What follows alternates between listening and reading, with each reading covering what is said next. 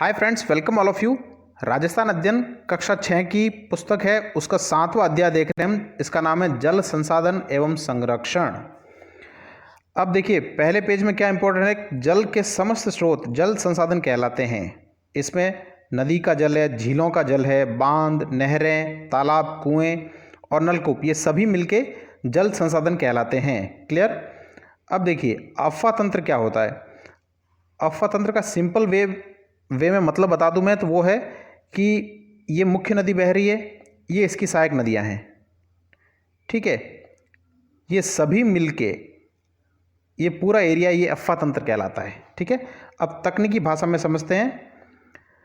धरातलीय बनावट व भूगर्भिक संरचना के आधार पर किसी नदी तथा उसकी सहायक नदियों द्वारा निर्मित जल प्रवाह की विशेष व्यवस्था को अपवाह तंत्र या प्रवाह प्रणाली कहते हैं। क्लियर, समझ में आ गया आपको अफवाह तंत्र क्या होता है। अब देखिए दो अफवाह क्षेत्रों के मध्य की उच्च भूमि जो वर्षा जल को विभिन्न दिशाओं में विभक्त कर प्रवाहित करती है, उसे जल विभाजक रेखा कहते हैं। आरएस मुख्य परीक्षा में 2 नंबर का क्वेश्चन आ सकता है कि जल विभाजक रेखा से आप क्या समझते हैं। तो सिंपल वे में समझते हैं, यह है उच्च भूमि कोई, ठीक है। अब एक नदी ऐसे बह रही है, इधर जल ले जा रही है, एक नदी ऐसे जल ले जा रही है, तो ये जल विभाजक हो गया, ठीक है। तकनीकी भाषा में देखिए ठीक से कि दो अफवाह क्षेत्रों के मध्य की उच्च भूमि जो वर्षा जल को विभिन्न दिशाओं में विभक्त कर प्रवाहित करती है, उसे जल विभाजक रेखा कहते हैं। इसका उदाहरण राजस्थान में अरावली पर्वत है। क्लियर। देखिए ऐसी छोटी नदियां जो आगे चलकर किसी बड़ी नदी में मिल जाती है, उसे सहायक नदियां कहते हैं, ठीक है। ये तो आपको पता ही है। अब देखते हैं राजस्थान का अफवाह तंत्र। आरएस मुख्य परीक्षा में इस बार ये 10 नंबर का क्वेश्चन आया था। राजस्थान की नदीय प्रणाली ऐसे आया था क्वेश्चन, 10 नंबर का था। देखो राजस्थान के जो अफवाह तंत्र को 3 भागों में बांटा जा सकता है। एक तो बंगाल की खाड़ी का अफवाह तंत्र, ये मान लीजिए राजस्थान है, ठीक है। एक तो ऐसे नदियाँ हैं जो इस तरफ बहती है और बंगाल की खाड़ी में जाके अपने जल को उड़ेलती है। एक ऐसी है नदियाँ जो इधर जाती है अरब सागर में। 2 अफवाह तंत्र। और एक अफवाह तंत्र कि नदी भूमि में ही विलुप्त हो जाती है या किसी झील में गिर जाती है, ठीक है। अब इसको ठीक से समझते हैं। राजस्थान में अफवाह तंत्र को 3 भागों में बांटा जा सकता है। पहला है बंगाल की खाड़ी का अफवाह तंत्र। इसमें क्या क्या आती है, इसमें बनास, चंबल, काली सिंध, पार्वती आदि नदियाँ आती है, ठीक है। ये अपना जल कहाँ ले जाती है, बंगाल की खाड़ी में ले जाती है।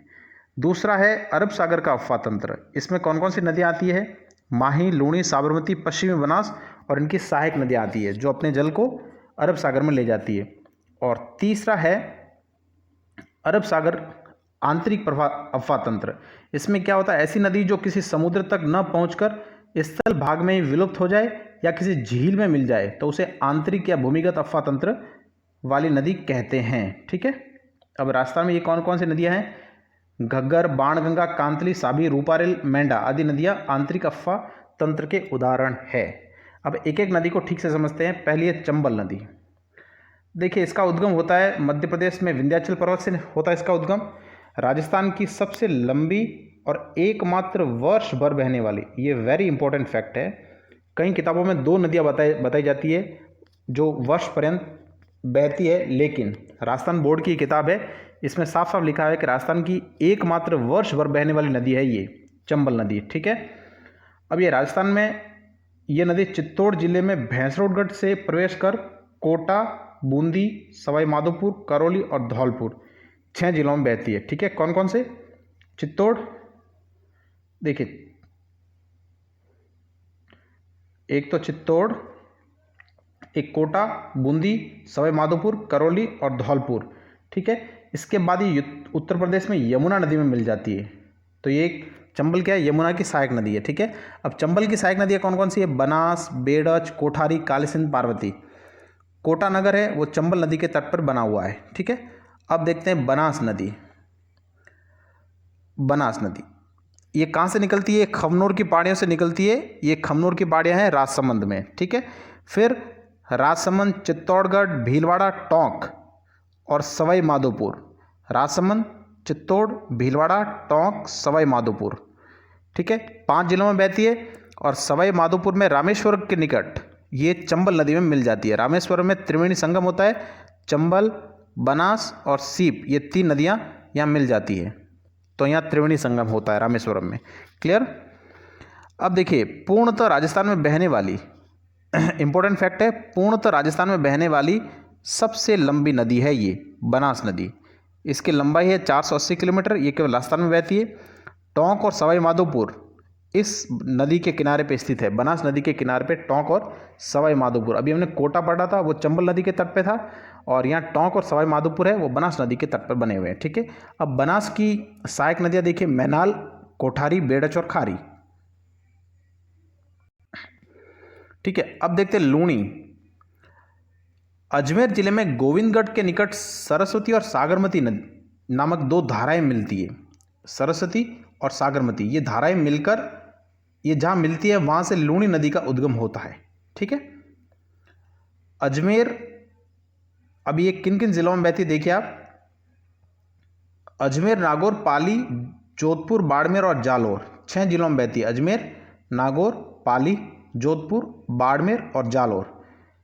बहने के बाद कच्छ की खाड़ी में मिल जाती है। तो लूणी नदी कहाँ जाती है? कच्छ की खाड़ी में। ठीक है। अब इसकी सहायक नदी देखो, इसमें एक फैक्ट है कि बालोतरा तक इस नदी का जल मीठा है।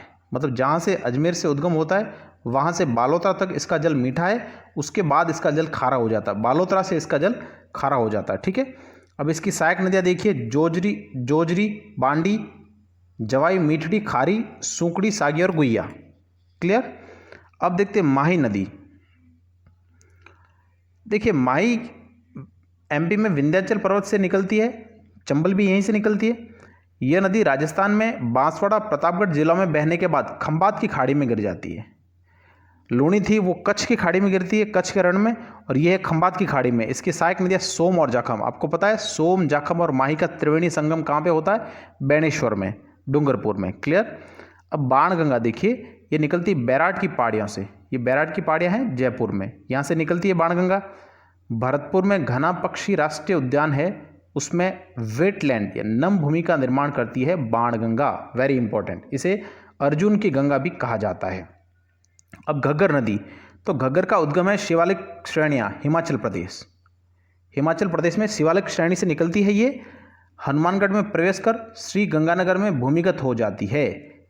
इस नदी को प्राचीन सरस्वती नदी का अवशेष या इसकी सहायक नदी माना जाता है, घग्गर नदी। फ्रेंड्स मैप को ठीक से देखिए आप, इसमें समुद्र तल से ऊंचाई के आधार पर क्षेत्रों को विभाजित किया गया है। ठीक है। तो सबसे पहले देखिए ये वाला जो एरिया है, ये एरिया, ये राजस्थान का सबसे कम ऊंचाई वाला, समुद्र तल से सबसे कम ऊंचाई वाला एरिया है।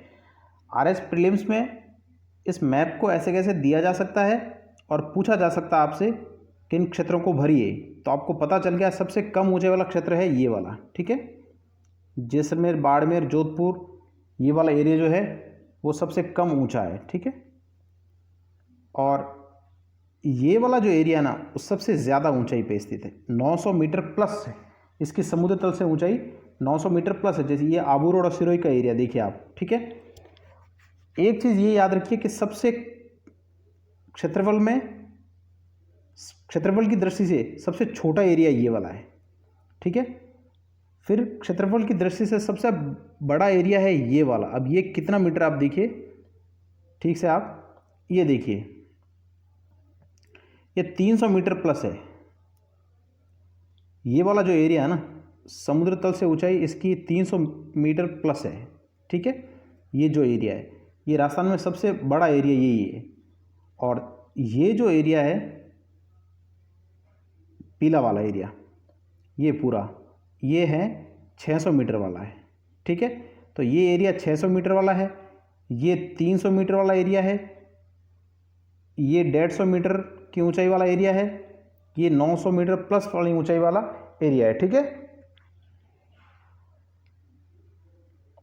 अब देखिए राजस्थान की प्रमुख नदी घाटी परियोजनाएं। नदियों पर बांध बनाने से जल विद्युत उत्पादन, सिंचाई, पेयजल, वृक्षारोपण, भूमिगत जल स्तर में वृद्धि, बाढ़ नियंत्रण, मृदा अपरदन, पर्यटन आदि कई प्रकार के उद्देश्य पूरे होते हैं। ठीक है। नदियों पर जब हम बांध बनाते हैं तो इतने उद्देश्य हमारे सामने होते हैं और इन सभी उद्देश्यों की पूर्ति होती है। इन्हीं कारणों से इन्हें बहुउद्देशीय परियोजनाएं भी कहा जाता है। ठीक है। भारत के प्रथम प्रधानमंत्री जवाहरलाल नेहरू ने इन नदी घाटी परियोजनाओं के महत्व को देखते हुए इन्हें आधुनिक भारत के मंदिर कहा है, टेम्पल ऑफ मॉडर्न इंडिया। ठीक है। राजस्थान में चंबल परियोजना है, माही बजाज सागर परियोजना, बीसलपुर परियोजना और सरदार सरोवर परियोजना है। ये प्रमुख नदी घाटी परियोजना है, इनका अध्ययन करते हैं हम। सबसे पहले लेते हैं चंबल परियोजना को। देखिए सिंपल वे में बता दूं, चंबल राजस्थान और एमपी की संयुक्त परियोजना है, 50-50% है दोनों। ठीक है। और चंबल पे 4 बांध बने हुए हैं। ठीक है। जिनमें से 3 बांध तो है राजस्थान में और 1 बांध है आपके मध्य प्रदेश में। ठीक है। अब देखिए, राजस्थान व मध्य प्रदेश राज्यों की संयुक्त परियोजना है। इस पर कुल 4 बांध बने हुए हैं। इनमें से गांधी सागर बांध है, वो एमपी में है। और बाकी राजस्थान में देखो, चित्तौड़गढ़ में राणा प्रताप सागर बांध, कोटा में 2 बांध बने हुए हैं, जवाहर सागर और कोटा बैराज बांध। क्लियर। इस प्रयोजन से दोनों राज्यों को जल विद्युत और सिंचाई की सुविधाएं मिलती है। ये देखिए राणा प्रताप सागर बांध है और ये माही बजाज सागर बांध है। ठीक है। अब देखिए माही बजाज सागर बांध, बांसवाड़ा में माही नदी पर इस परियोजना को बनाया गया है। ये राजस्थान और गुजरात राज्य की सम्मिलित योजना है। ठीक है। राजस्थान और गुजरात की, इससे दोनों राज्यों में सिंचाई जल विद्युत और पेयजल की सुविधाएं उपलब्ध हो रही है माही बजाज सागर से। अब है बीसलपुर परियोजना। टोंक जिले के टोडा रायसिंह नगर के पास बीसलपुर गांव में बनास नदी पर सिंचाई और पेयजल के उद्देश्य से इस परियोजना का निर्माण किया गया है। बीसलपुर गांव में है, जो टोंक में स्थित है। ठीक है। इस परियोजना से जयपुर, अजमेर, टोंक सहित मुख्यतः 3 है, इसके कई क्षेत्रों को पेयजल की आपूर्ति होती है जयपुर, अजमेर और टोंक से। अब है सरदार सरोवर परियोजना। गुजरात, एमपी, महाराष्ट्र और राजस्थान राज्यों की संयुक्त परियोजना है। 4 राज्यों की संयुक्त परियोजना है, जिसमें गुजरात, एमपी, महाराष्ट्र और राजस्थान आ गए। अब गुजरात में नर्मदा नदी है ना, उस पर इस परियोजना का निर्माण किया गया है। इस परियोजना से राजस्थान के दक्षिण पश्चिम में नहर द्वारा बाड़मेर और जालोर जिलों में सिंचाई व पेयजल की सुविधाएं उपलब्ध हो रही है। आपको पता है बाड़मेर और जालोर में नर्मदा नहर आती है। ठीक है। अब देखते हैं, इसके अतिरिक्त राजस्थान में पाली जिले में जवाई नदी पर जवाई परियोजना बनी हुई है, जवाई डैम बना हुआ है। डूंगरपुर जिले में सोम नदी पर सोम कमला अंबा परियोजना, तो सोम कमला अंबा परियोजना सोम नदी पे बनी हुई है। जवाई परियोजना जवाई नदी पे बनी हुई है। और उदयपुर जिले में मानसी वाकल तथा प्रतापगढ़ जिले में जाखम नदी पर जाखम परियोजना भी है। जल संरक्षण के आधुनिक तरीकों में बांध बनाना सबसे प्रमुख है। ठीक है। अब देखते हैं राजस्थान में प्रमुख झीलें और जल संचय। राजस्थान के लगभग हर क्षेत्र में पारंपरिक जल स्रोत जैसे कुएं, बावड़ियां, जौहर, टांके, खड़ीन आदि पाए जाते हैं।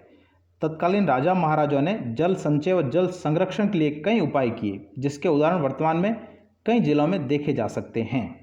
ठीक है। अब देखिए उदयपुर में 14वीं, ये बहुत इंपॉर्टेंट है, उदयपुर की जो जल संरक्षण और जल संचय की जो व्यवस्था थी ना 14वीं से 19वीं शताब्दी के बीच में, बहुत ही सराहनीय, बहुत विस्मरणीय जल संरचना थी। ठीक है। उदयपुर में 14वीं सदी से 19वीं सदी तक जल संरक्षण हेतु अनेक कार्यों द्वारा ऐतिहासिक जल प्रबंधन प्रणाली का विकास किया गया। यहाँ के राणाओं ने पिछोला, उदय सागर, फतेह सागर, गोवर्धन सागर, रंग सागर, स्वरूप सागर, जना सागर आदि झीलों का समय समय पर निर्माण करवाया एवं नहरें बनाकर आपस में जोड़ दिया गया। इसका मैप मैं आपको बताऊंगा, बहुत शानदार आपको लगेगा।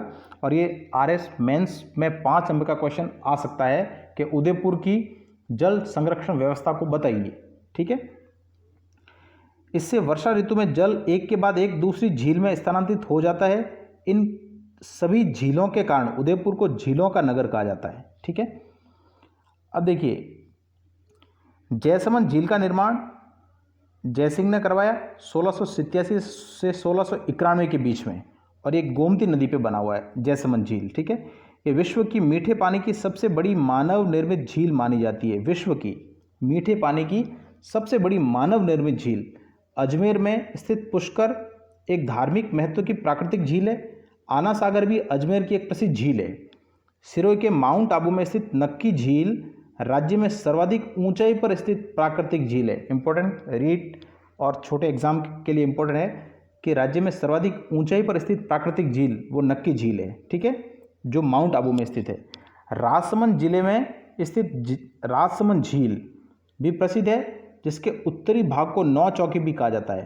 तो ये राजसमंद झील है, इसका जो उत्तरी भाग है ये नौ चौकी कहलाता है, ठीक है। अब देखिए जोधपुर में बालसमंद झील है, कायलाना झील है, उमेद सागर है, जैसलमेर में गढ़ीसर है, डूंगरपुर में गैप सागर है, बीकानेर में कोलायत है, अलवर में सिलीसेड है। और ये सारी चीज़ें आप रेफरेंस बुक में पढ़ चुके हैं, इसमें कोई विशेष बात नहीं है, ठीक है। अब इसमें खारे पानी की झीलें भी बताइए। जयपुर, अजमेर, नागौर के मध्य सांभर झील खारे पानी की झील है और ये जयपुर, अजमेर और नागौर तीनों के बीच में स्थित है। बाड़मेर में पचपदरा, नागौर में डीडवाना, बीकानेर में लूणकरणसर, जैसलमेर में पोखरण और जोधपुर में फलौदी आदि खारे पानी की झीलें हैं। ये सांभर, पचपदरा, डीडवाना, लूणकरणसर, पोखरण और फलौदी ये खारे पानी की झीलें हैं, ठीक है। अब ये देखिए आप, ये मैप, इस मैप को बहुत अच्छे से देखिए। मेवाड़ के राणा और महाराणाओं द्वारा उदयपुर में निर्मित झीलें, नदी संगम तथा झील संगम का मानचित्र। अब देखिए सबसे पहले देखते हैं अपन पिछोला झील को। ये देखिए, ये है पिछोला झील। पिछोला झील है ये, और इसको जोड़ा गया है किससे? गोवर्धन सागर से। ये है गोवर्धन सागर। पिछोला, देखिए ठीक से आप, ये है पिछोला झील और ये गोवर्धन सागर, ठीक है। इसको जोड़ दिया गया नहर के द्वारा, ठीक है। अब देखिए ये पिछोला और दूध तलाई झील, पिछोला, ये अमरकुंड झील, ये स्वरूप सागर झील, ये रंग सागर झील, ये कुम्हारिया तालाब झील। कितना शानदार प्रकार का जल संरक्षण प्रणाली को यहाँ विकसित किया गया, आप देखिए। अब ये फतेह सागर झील है, ये फतेह सागर झील, इसको वापस जोड़ा किससे? पिछोला से, ठीक है। ये स्वरूप सागर झील, ये रूप सागर झील, ये सतोलिया नाला, ठीक है। ये आहड़ नदी आ रही देखिए आप उदयपुर में, ठीक है। ये अमरकुंड झील है, दूध तलाई झील है, सबसे बड़ी पिछोला झील है। इसके अगल बगल इतनी शानदार व्यवस्था की गई है जल संरक्षण की, ठीक है। ये 5 नंबर का क्वेश्चन बन सकता है। अब देखिए जल संरक्षण। जल संरक्षण हमारा प्राथमिक दायित्व है। जल संरक्षण के लिए प्रत्येक नागरिक को प्रशासन का सहयोग करना चाहिए, ठीक है। इसमें नॉर्मल दे रखा है, इसमें कोई इतना इंपॉर्टेंट चीज़ है नहीं। वर्तमान में रूफ टॉप्स जल संचय, रूफ टॉप मतलब छत पे जो जल संचय का की व्यवस्था जो की जाती है। वाटर हार्वेस्टिंग तकनीकें बहुत प्रचलित है। रूफ टॉप जल संचय विधि में घर की छत पर गिरे वर्षा के जल को घर के नीचे बने कुएं में एकत्रित किया जाता है। रूफ टॉप जल संचय यही होता है। वाटर हार्वेस्टिंग तकनीक द्वारा वर्षा के व्यर्थ बहने वाले जल को भूमिगत किया जाता है, ठीक है। वाटर हार्वेस्टिंग में क्या किया जाता है? ये है भूमि, ये जल आ रहा है, ठीक है। इसको भूमि के अंदर ही एक ड्रिल करके भूमि के अंदर ही डाला जाता है, भूमिगत कर दिया जाता है जल को, ठीक है। और रूफ टॉप में क्या किया जाता है? ये घर की छत है, ये घर में कुआं बना हुआ है, इस छत से पानी है, पाइप के माध्यम से कुएं में डाला जाएगा। कुएं या जो टांका बोलते हैं उसमें डाला जाता है, ठीक है। अब देखिए शब्दावली देख लेते हैं। टांका क्या होता है? पश्चिमी राजस्थान में जल संरक्षण हेतु घर में बनाई गई कुएं नुमा संरचना टांका कहलाती। खड़ीन क्या है? पश्चिमी राजस्थान में कृषि के लिए जल संरक्षण हेतु बनाई गई संरचना। जौहड़ क्या है? बहुत इंपॉर्टेंट है वर्ड, टांका, खड़ीन, जौहड़। वर्षा जल रोककर भूमिगत जल स्तर को बढ़ाने हेतु बनाई गई संरचना, ठीक है। अब क्वेश्चन आंसर देखते हैं। बनास नदी किस नदी की सहायक नदी है? तो चंबल की सहायक है। माही बजाज सागर परियोजना कहाँ स्थित है? बांसवाड़ा में है। चंबल की प्रमुख सहायक नदियाँ बहुत सारी है, बनास वगैरह, बेड़च, वो सारी आप ले लीजिए इस चंबल की सहायक नदियों में। राजस्थान की प्रमुख नदी घाटी परियोजना पता ही है, चंबल है, माही है, नर्मदा जो सरदार सरोवर परियोजना है, बीसलपुर परियोजना है। चंबल परियोजना पर लघु निबंध आपको बता दिया है। राजस्थान प्लस एमपी, 4 बांध बने हुए हैं, 3 बांध राजस्थान में, 1 बांध एमपी में, 50-50% दोनों की है, ठीक है। और जो बांध है उनका वर्णन कर दीजिए। जैसे यहाँ गांधी सागर बांध है और राजस्थान में 3, एक राणा प्रताप सागर, कोटा में 2, कोटा बैराज और जवाहर सागर। ठीक है। राजस्थान की परंपरागत जल संरक्षण विधियों का संक्षिप्त वर्णन कीजिए। ये RS में 5 नंबर का या 10 नंबर का क्वेश्चन बन सकता है। तो कौन कौन सी है? खड़ीन है, टांका है, जौहड़ है जो मैंने पढ़ा अभी, ठीक है, बावड़ी है। ये राजस्थान की परंपरागत जल संरक्षण प्रणालियाँ हैं। ठीक है।